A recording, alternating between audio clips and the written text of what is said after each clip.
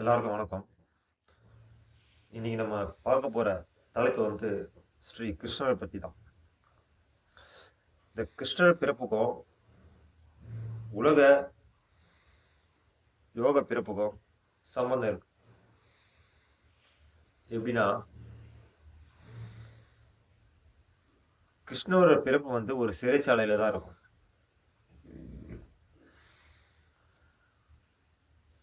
அந்த பிறப்பு எதை குறிக்குதுன்னா, கருவறையில நாம் இருக்கிற தன்மையை தான் குறிக்கும். கிருஷ்ண கதையே அதுதான். யோக சம்பந்தமான விஷயம் தான் கிருஷ்ணனோட கதை. மறைக்கப்பட்ட மறந்த யோக ரகசியம்தான். நம்மளோட புராண கதைகள்லாம் எல்லாமே தோண்டி பார்த்தா அதுதான் உடல் சார்ந்தது, உயிர் சார்ந்த விஷயங்கள் தான் நம்ம உலகத்துல சொல்லி வச்சிருக்கிறாங்க. இது நம்ம புறத்துல தான் வணங்குறோம். அகத்துக்கு இன்னும் நம்ம போல. நம்ம காற்றுலயே உள்ள அகத்துக்குள்ள எடுத்துக்கிட்டு நம்ம போகல. இப்போ அதை பத்தி விளக்க தான் இந்த கிருஷ்ண கதை, புராண கதைகள், கணபதி கதைகள் எல்லாமே இந்த உடலும் உயிரை சார்ந்த விஷயத்தை தான் சொல்லியிருக்கு. இதை ஒன்னொன்னா பார்த்துருவோம். இப்போ கம்சன் என்ற ஒருத்தன் இருக்கிறான். அவனுக்கு சகோதரி சக்தி, அவன் தங்கச்சி, திருமணம் பண்ணி வச்சு சிறைச்சாலையில துன்பப்படுத்துறான். அதாவது இந்த உயிர் ஒரு கருவறையில பிறக்கும் போது பல சேட்டைகளை அனுபவிச்சுதான், பல இன்னல்களையும் கடந்துதான், பல துயரங்களையும் கடந்துதான் வெளியே வந்து ஆகணும். உடல் எனும் திருமணம் பண்ணுது இந்த உயிர் கருவறையில. இப்போ கம்சன் இந்த சிறைச்சாலையில வச்சு அவங்க சகோதரியை குடும்பப்படுத்தி அந்த துன்புறுத்தி வாழ்ந்து வருவான்.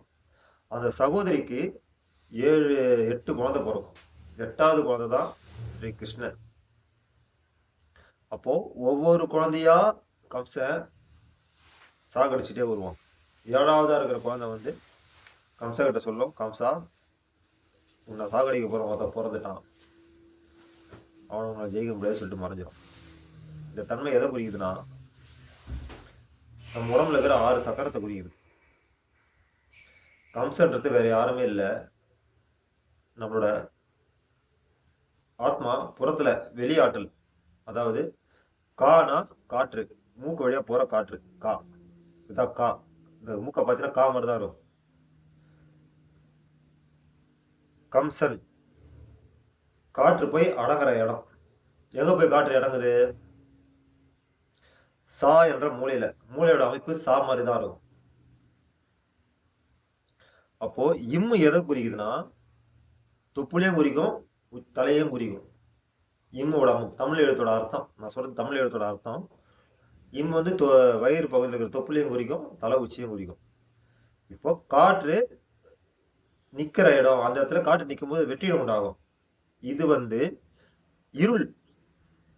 கம்சன்றது இருள், இருள் காற்று. யோகத்துல ஒரு மாயா இருள் காற்று, இது சூனியம் இருக்கு, அது வேற. இந்த சூனியம் வேற, இது புற சூனியம். அதாவது நம்மளோட உயிராற்றல் வெளியே தான் நிக்குது, இன்னும் உடம்புக்குள்ள முழுமையா போகல. அதுதான் கம்சனா இருக்குது. இப்போ இந்த கம்சனை தனக்குள்ள உடம்புக்குள்ள ஏத்தும் போது ஒவ்வொரு சக்கரமா அதை தாண்டி தாண்டி போகும்போது ஒரு துன்பத்தை அனுபவிக்கும். இந்த ஒவ்வொரு துன்பத்தை தான் வாள் கொண்டு வெட்டுற மாதிரி காமிச்சிருப்பாங்க. ஏன்னா இதுல நிறைய அந்த யோகா சாதனம் அதாவது தன் உயிரை கண்டுபிடிக்கிற சாதனம் ரொம்ப உயிரை பணைய வச்சு கண்டுபிடிக்கும். இதுலதான் கோயில கூட பலிபீடம் வச்சிருப்பாங்க. ஸோ ஒவ்வொரு ஸ்டெப்பும் நரக வேதனை, மனவேதனை, மனக்குழப்பங்கள் எல்லாமே வரும். இதை விளக்க தான் குரு தேவை. குரு இல்லாம இந்த பயிற்சி யாருமே செய்யவே கூடாது. அப்போ குருன்னு ஒன்று இருந்தா ஈஸியா அந்த இடத்த போய் தொட்டுடலாம்.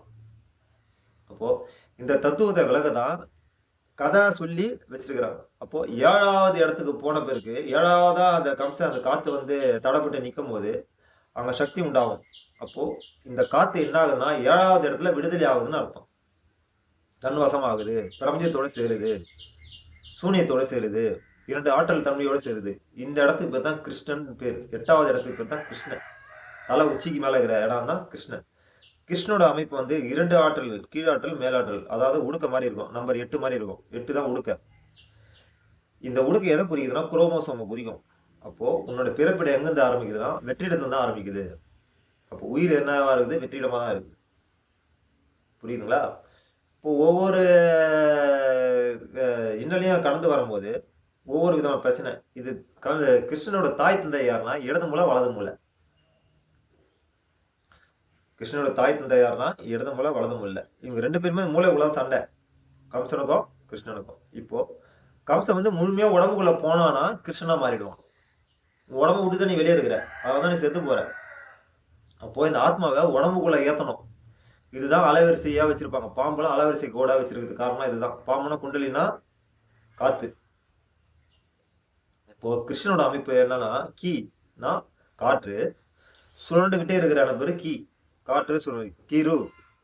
ரூனா மூளையோட அமைப்பு சுழலுது. கிருஷ்ணன் சானா மூளை அமைப்பு, மூளையோட அமைப்பு. ரூனா சுழற்சி. இப்போ காற்று சுழண்டுகிட்டே இருக்குது. இன்னுனா முடிகிற இடம் ஆகாயம். கடைசியில் தமிழ் எல்லா இடத்துல தமிழ் எழுத்து வந்து இன்னுன்னு போட்டு முடிப்பாங்க. ஏன்னா அது ஆகாயம் சம்மந்தப்பட்டது. இன்னு 2 கண்ணு ஒரு புள்ளி இன்னு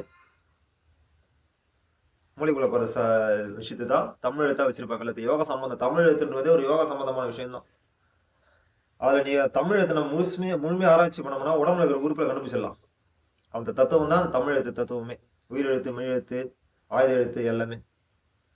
ஸோ கம்சனோட கதை வந்து இதுதான். இப்போ கிருஷ்ண புல்லாங்குழி ஏன் வச்சிருக்காருன்னா, முதுகு தண்டு, அதில் 7 விதமான ஓட்டை, 7 சக்கரம். அந்த புல்லாங்குழல ஊதணும். எதை ஊதணும்? புல்லாங்குழல ஊதணும்னா உங்க உடம்புக்குள்ள உங்க காத்தை ஏத்திக்கணும்னு அர்த்தம். அந்த தத்துவம் தான். மயிலிறகு ஏன் வச்சுக்கிறாருன்னா, உங்களோட விந்து அமைப்பு டிஎன்ஏ. இதுதான் வேல், முருகரோட வேலும் அப்படிதான் இருக்கும். டிஎன்ஏ மாதிரி தான் இருக்கும். இப்போ அந்த 8வது அமைப்பு ஏன்னா முருகரோட ஸ்டில்லே 8 தான். அவருக்கு வச்சுக்கிற நிக்கிற பொசிஷன் 8 மாதிரி தான் இருக்கும்.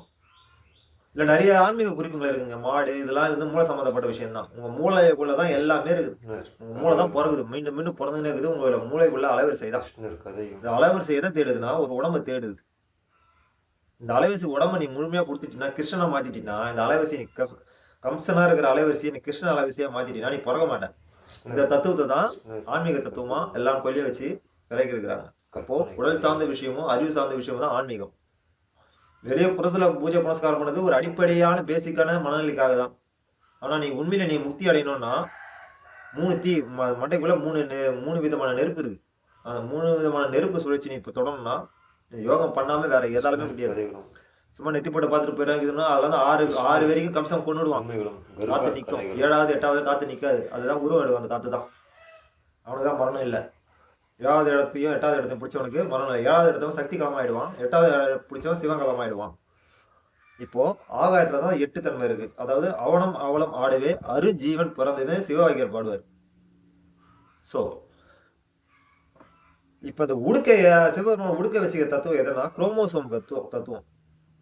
இந்த குரோமோசோம் எக்ஸ் மாதிரி இருக்கும் அபாய சின்னம். இது குரோமோசோம் சின்னம் தான். ஸோ இது எல்லாமே நம்ம ஆன்மீக ஒரு சயின்ஸ் தான். எவ்வளவுக்கு எவ்வளவு அந்த மரணத்துல இருந்து நீ தப்பிக்கிறியோ அவ்வளவுக்கு அவ்வளவோ உனக்கு நல்லது. வயசு சின்ன வயசா இருக்கும்போது முயற்சி பண்ணீங்கன்னா ரொம்ப நல்லது. வயசான பேர் கஷ்டப்பட்டு பண்ணது ரொம்ப உடம்புல ஒத்துழைக்காது. உடம்பு நல்லா இருக்கும்போது நம்ம பயிற்சியெல்லாம் பண்ணி யமகிட்ட இருந்து காப்பாற்றிக்கணும். ஸோ நம்ம இந்து கலாச்சார ஆன்மீகமே உடலுக்கும் உயிருக்கும் நடக்கிற சண்டையை தான், போராட்டம் தான் இங்க உருவமா வச்சிருக்கிறேன். இன்னும் பல ரகசியங்கள் இருக்கு. ஒண்ணு சொல்றேன். இப்போதைக்கு இந்த கதைக்கு இந்த அர்த்தம் போதும், தெளிவு போதும். தெளிவாயிருப்பீங்கன்னு நினைக்கிறேன். தெரிஞ்சுன்னா உங்க கேள்விக்கான கமெண்ட்ல கேளுங்க. உங்க கேள்விக்கான பதில் நான் சொல்றதுக்கு முயற்சி பண்றேன். என்னால முடிஞ்சது முயற்சி பண்றேன். நான் பட்ட அனுபவத்தை உங்களுக்கு சொல்றதுக்கு, பகிர்ந்து தரத்துக்கு முயற்சி பண்றேன். நன்றி, வணக்கம்.